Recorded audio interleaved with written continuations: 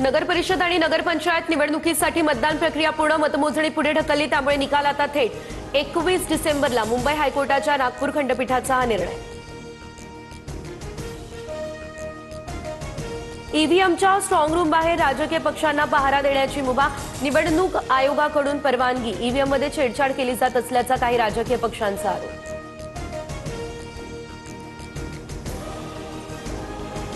खंडपीठाचा निकाल हा सर्वांना मान्य करावाच लागणार, पण 24 ठिकाणच्या निवडणुकांमुळे सर्व निकाल पुढे ढकलणं अयोग्य।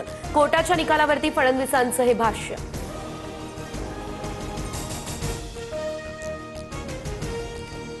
निवडणूक आयोग आणि कोर्टावरती न बोललेलंच बरं। खंडपीठाच्या निकालानंतर उद्धव ठाकरे यांची टीका, तर मिंद्यांची उघड होतीये, त्यांची लाचारी देखील दिसून येतेय। ठाकरेंचा हल्लाबोल।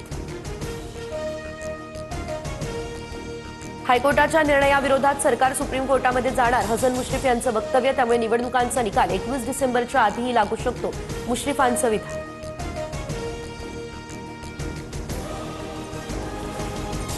बुलडाण्यामध्ये आमदार संजय गायकवाड यांच्या मुलाकडून दमदाटी। कुणाल गायकवाड यांच्यासह श्रीकांत गायकवाडवरही गुन्हा दाखल।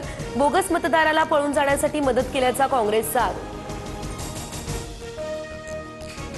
महाडमध्ये भरत गोगावले आणि तटकरे यांच्या समर्थकांमध्ये राडा। रिव्हॉल्व्हर दाखवल्याच्या गोगावलेंच्या मुलाचा आरोप। तुफान हाणामारी दरम्यान वाहनांचीही तोडफोड।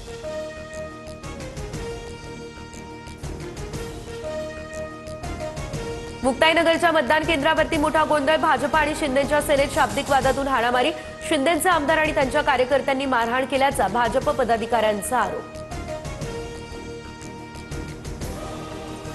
आमदार संतोष बांगर यांच्याकडून मतदानाच्या गोपनीयतेचा भंग। मतदान केंद्रामध्ये मोबाईलचा वापर करत जोरदार घोषणाबाजी। सिटी पोलीस ठाण्यामध्ये बांगर यांच्या विरोधात गुन्हा दाखल।